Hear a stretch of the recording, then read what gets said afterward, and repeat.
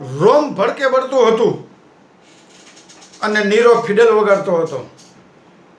બિલકુલ એ જ પરિસ્થિતિ ગઈકાલે ટીઆરપી ગેમ ઝોન રાજકોટમાં લાગેલી આગના સમયે તેના ધારાસભ્ય રમેશ ઢીલાડા પત્રકારોની સાથે વાતચીત કરતા હસી રહ્યા હતા. રાજકોટ મ્યુનિસિપલ કમિશનર ઓફિસનો સ્ટાફ, કમિશનર સાહેબ સહિત ત્યાંના પદાધિકારીઓ અને ભારતીય જનતા પાર્ટીના કાર્યકરો સ્થળ ઉપર પહોંચી અને એક ફોટો સેશનમાં ભાગ લઈ રહ્યા હોય એવી રીતે ત્યાં ખુરશીઓ મંગાવી અને લાઈનમાં ખુરશીઓમાં બેસે છે. કોઈ સ્પેશિયલ ફોટો સેશન માટે થઈને જ આવ્યા હોય એવી રીતે કેમેરા તરફ જ ધ્યાન હોય છે, તો કોઈને કંઈ પડી જ નથી એવી રીતે મોબાઈલમાં વ્યસ્ત હોય છે. 33 લોકોના જીવ જાય છે ત્યારે આ લોકોને કાંઈ મનમાં હોતું નથી અને સ્થળની મુલાકાત લઈ એવો દોડ કરે છે. અમે તાત્કાલિક ત્યાં ગયા.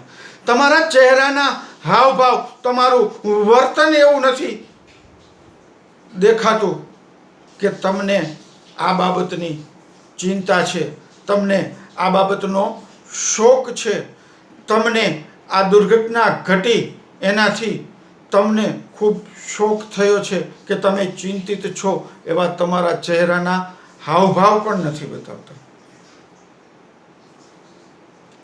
તક્ષશિલા કાંડ 22 બાળકોના ભોગ લેવામાં આવે. વડોદરા બોટ ઊંધી વળી જાય, માસૂમ વિદ્યાર્થીઓ ડૂબીને મોતને ભેટે. મોરબીની અંદર ઝૂલતો પુલ તૂટી જાય, 140 જેટલા લોકોના મૃત્યુ થાય. સીટની રચના કરવામાં આવે, તપાસ સમિતિઓ નીમવામાં આવે, પરિણામ કાંઈ નહીં. 140 લોકોના ભોગ લેનાર મોરબી મચ્છુ પુલનો આરોપી 2 વર્ષ જેવા સમયગાળામાં જામીન ઉપર છૂટી જાય છે અને નાનો માણસ એને કોઈ ચાલતી માથાકૂટમાં કે સંજોગોવશત કરેલા એના હાથે થઈ ગયેલા એકાદ ખૂનમાં આજીવન કારાવાસ કે ફાંસી જેવી સજા ભોગવતો હોય છે. જ્યારે આ તક્ષશિલાના 22 વિદ્યાર્થીઓ, વડોદરાની બોટ કાંડ હોય, મોરબીના ઝૂલતા પુલમાં 140 જેટલા લોકો મૃત્યુ પામ્યા હોય, કે રાજકોટનું ટીઆરપી ગેમ ઝોન કાંડમાં 33 લોકો જ્યારે મૃત્યુ પામ્યા હોય ત્યારે એના ગુનેગારોને ન તો આજીવન કારાવાસ થાય છે, ન તો ફાંસીની સજા થાય છે. તમારી ઉપર તમારી પાસે પૈસા નથી અને એક ખોટી 307 કોઈ કરી દે છે તો 4 મહિના સુધી જામીન નથી મળતા અને 140 લોકોના મૃત્યુનો જવાબદાર વ્યક્તિ જયસુખ પટેલ જેવો 2 વર્ષના સમયગાળામાં જ જામીન મુક્ત થઈ જતો હોય છે. આ દેશના રાષ્ટ્રપતિનું મૃત્યુ થાય, રાજ્યપાલનું મૃત્યુ થાય તો રાષ્ટ્રીય શોક જાહેર કરવામાં આવે છે, રાજ્યવ્યાપી શોક જાહેર કરવામાં આવે છે. 33 લોકોના ગેમ ઝોનમાં મૃત્યુ થાય છે, ક્યાંય કોઈ પણ પ્રકારનો રાજ્યવ્યાપી પણ શોક જાહેર કરવામાં આવતો નથી. માનવ જિંદગીની આ લોકો પાસે કિંમત શું? 4 લાખ રૂપિયા. પૈસો કોઈ મહત્વનો નથી, પણ એને તમારી જિંદગીની એક કિંમત આંકી લીધી છે 4 લાખ રૂપિયા. કોઈ પણ આવી દુર્ઘટનાઓ ઘટે એટલે ફટાક દઈને જાહેરાત કરી દેવામાં આવે, રાજ્ય સરકાર તરફથી 4 લાખ રૂપિયા સહાય આપવામાં આવશે. ભાઈ નથી જોતા 4 લાખ રૂપિયા, એ 33ના 4 લાખ રૂપિયા તમે રાખો, તમારા ઘરેથી તમારું એક બાળક લઈ આવીને એને હોમોવામાં, ત્યારે તમને ખબર પડશે કે સ્વજન ગુમાવવાનો શોખ શું હોય છે. કોનો વાંક છે આમાં? આ નિર્ભર તંત્રનો? પૈસા માટે, ચંદ રૂપિયાઓ માટે થઈ અને 4 વર્ષથી ટીઆરપી ઝોન, ફાયર એનઓસી વગેરે ચાલતું હોય અને તંત્રને ખબર જ ના હોય.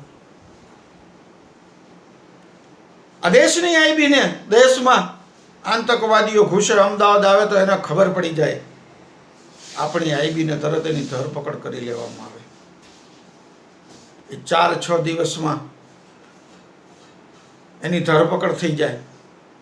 પણ 4 વર્ષથી ચાલતું આ ગેમ ઝોન, ફાયર એનઓસી વગર એની તંત્રને જાણ ન થાય. વાહ ભાઈ વાહ, ધન્ય છે તમને. કોનો વાંક કાઢવો આમ જોઈએ તો? કોણ કસૂરવાર છે? આ સરકાર કરતા, આ તંત્ર કરતા, આ પદાધિકારીઓ કરતા સૌથી મોટા જવાબદાર આપણે છીએ. ભૂલી જઈએ છીએ આપણે આવી બધી ઘટનાઓને ચૂંટણી ટાણે. ભૂલી જઈએ છીએ. મારે ન કહેવું જોઈએ પણ છતાં કહેવું પડે છે કે આપણા જ સ્વજનોને 140 લોકોના મોરબી ઝૂલતા પુલમાં મૃત્યુ થયા. એ 140 લોકો જાગૃતિ દાખવી અને આ સરકાર સામે મેદાને આવ્યા.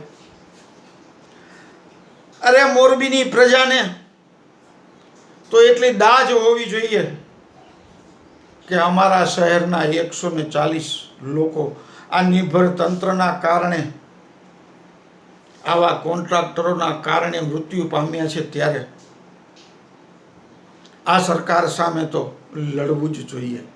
ચૂંટણી આવે ત્યારે બધું જ ભૂલી જવામાં આવે છે અને આપણે જ આ બધું ભૂલી જઈ અને સાથે જોડાઈ ગયેલા હોઈએ છીએ. દુઃખની વાત તો એ છે. દરેક વખતે આવી ઘટનાઓ ઘટે પછી આવી તપાસ સમિતિઓ નીમવામાં આવે, રાજ્યના મુખ્યમંત્રી આવે, આવ્યા જ તા મોરબી દુર્ઘટના કાંડ વખતે પણ ખૂબ ઘણા બધા નેતાઓ આવી ગયા હતા અને રાજકોટ પણ આજે હર્ષ સંઘવી સાહેબ રાજ્યના ગૃહમંત્રી પધારશે. શું કુલો કાપી લે છે ગુનેગારોનો આપણે જોશું. અત્યાર સુધીના જે કાંઈ કાંડ થયા, અત્યાર સુધીની જે કાંઈ ઘટનાઓ ઘટી, તક્ષશિલા કાંડ, આરોપીઓનું તમે શું કરી લીધું? વડોદરાના આરોપીઓનું તમે શું કરી લીધું? તમારી સામે જ 2 વર્ષના સમયગાળામાં 140 જિંદગીનો હત્યારો 2 વર્ષની અંદર જયસુખ પટેલ શરતી જામીન ઉપર છૂટી અને આવી ગયા છે.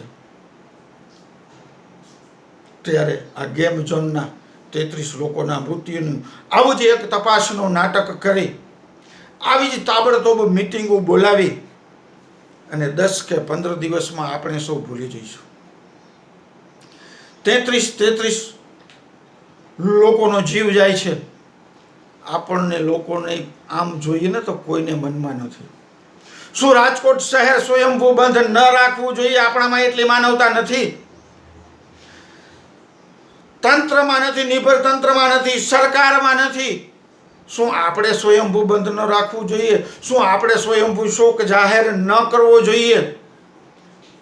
પણ આમ જુઓ ને તો માનવતા જ મારી પરવારી છે. શોક માત્ર જેને પરિવારનું સભ્ય ગુમાવ્યું હોય છે એને જ હોય છે, એને જ પરિવારના સભ્યની ખોટ હોય છે. બાકી તો સ્થળ પર જઈ અને કોઈ સારી ઘટનાનું વિડીયો શૂટિંગ કરતા હોય એમ શૂટિંગ કરવામાં આવે છે. ફોટો સેશનમાં આવી અને બેઠા હોય એમ ખુરશીઓ ઢારીને બેસવામાં આવે છે. ધારાસભ્ય જેવી જવાબદાર વ્યક્તિ પત્રકારો સાથે હસી હસીને વાત કરે છે.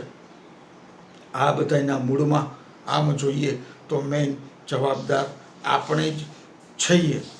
આપણે નિષ્ક્રિય થઈ ગયા છીએ, સુષુપ્ત થઈ ગયા છીએ.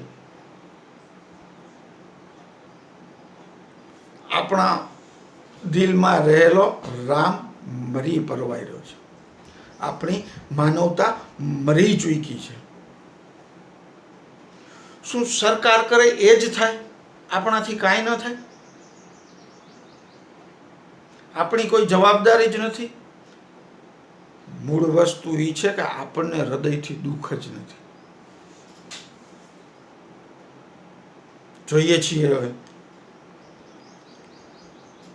આ ઘટનાની અંદર જે 33 લોકોના જીવ ગયા અને દિવ્ય આત્માને પરમ કૃપાળુ પરમાત્મા શાંતિ આપે. પણ આવા અને આવા ઘટનાઓ, આવા બનાવો ક્યાં સુધી બનતા રહેશે? ક્યાં સુધી આવા વગવાળા ગુનેગારોને છાવરવામાં આવશે? ક્યારે આપણા સૌમાં જાગૃતિ આવશે? જેથી પબ્લિક જાગૃત થશે, જેથી આપણામાં જાગૃતિ આવશે ને તેથી જ આવી ઘટનાઓ બંધ થશે. પરમ કૃપાળુ પરમાત્માને એ પણ પ્રાર્થના કે આપણા સૌમાં સૌ પહેલાં જાગૃતિ આવે. આપણે જ સ્વયંભૂ હજારોની મેદનીમાં આવા બનાવને વખોડી કાઢીએ અને આપણે જ શોક જાહેર કરીએ અને આપણે જ સૌ આ પરિવારની સાથે મળી એનો સધિયારો બનીએ. તેથી જ સુધી આપણામાં એકતા આવશે ત્યારે જ આ લોકો આવા એનઓસી વગરના ગેમ ઝોન કે આવી લાયસન્સ વગરની કે વધારે પડતા પેસેન્જર ભરતી હોડીઓ બંધ કરાવશે. જાગૃતિ આપણામાં આવવી જોઈએ. જોમ અને જુસ્સો આપણામાં હોવો જોઈએ. આવી કાંઈ ઘટના ઘટે ત્યારે પણ આપણામાં માનવતા મરી પરવારી છે, માટે જ આવું બધું થતું હોય છે. ફરીથી આ ઘટનામાં જીવ ગુમાવનાર 33 સદગતોને પરમાત્મા એમના આત્માને શાંતિ આપે. જય માતાજી.